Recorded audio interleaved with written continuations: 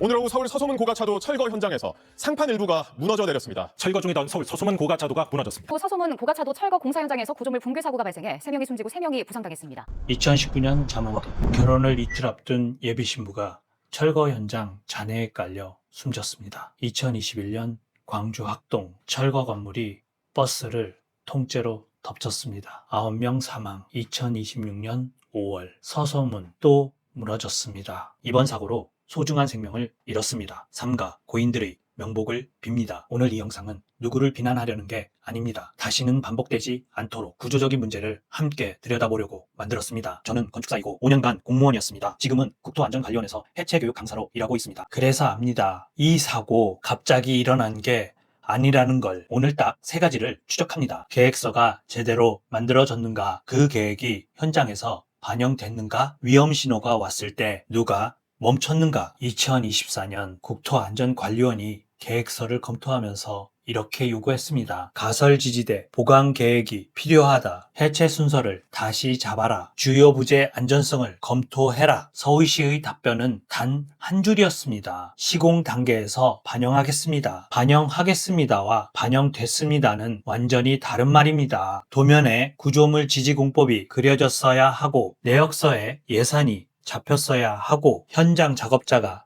그걸 알고 있어야 합니다. 문서에 한 줄 썼다고 현장이 저절로 바뀌지 않습니다. 정상적인 해체 순서는 이렇습니다. 진단, 취약부 확인, 구조 검토, 해체 순서 결정, 가설, 보강, 절단, 인양, 원칙은 있었는데 그걸 실행할 단계별 지침이 빠져 있었습니다. 해체 공사의 기본 원칙은 하나씩 순서대로입니다. 그런데 현장에서는 3대의 장비가 동시에 상판을 잘라내고 있었습니다. 더 심각한 건 가절단이었습니다. 크레인으로 들어올리기도 전에 미리 잘라두는 겁니다. 로프도 안 잡은 채로 가위부터 꺼내는 거예요. 왜 이렇게 됐을까요? 야간 작업 시간이 2시간 반, 시간이 짧으니 미리 잘라놓자. 동시에 처리하자. 공사가 빨라지는 동안 위험도 같이 빨라지고 있었습니다. 그리고 새벽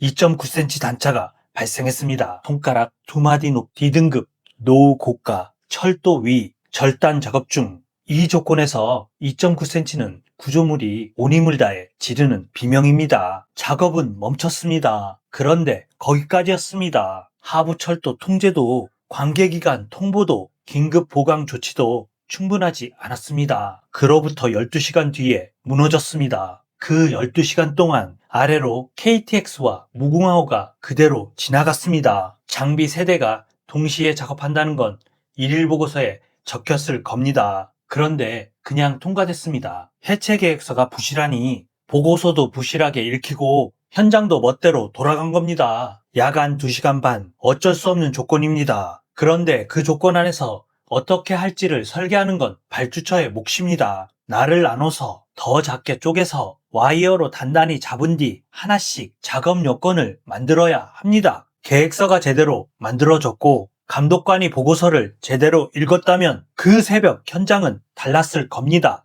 2.9cm 단차 자체가 애초에 생기지 않았을 겁니다. 문서가 부실했고 관리 시스템이 작동하지 않았고 그 끝에 3명이 숨졌습니다. 구조물이 철도 위로 떨어지지 않은 건 안전관리가 작동한 게 아닙니다. 그냥 천운이었습니다. 안전은 운에 기대는 게 아닙니다. 서대문 고가에서 무너진 건 콘크리트 상판이 아닙니다. 위험을 보고도 멈추지 못한 행정, 보안 요구를 문서로 흘려보낸 조직, 책임은 쪼갰지만 누구 하나 책임지지 못한 시스템, 광주 잠원동 이후 민간은 바뀌었습니다. 교육이 강화됐고 계획서 검토도 엄격해졌습니다. 그런데 해체 사고는 줄지 않았습니다. 정작 빠진 곳이 있었기 때문입니다. 공무원입니다. 교육에서도 감시 대상에서도 제외됐습니다. 그런데 권한은 그대로입니다. 해체 계획서를 검토할 능력은 없는데 승인하는 도장은 그들이 찍습니다. 몇 명 구속하고 마무리되면 몇 년 뒤에 또 같은 뉴스를 보게 될 겁니다.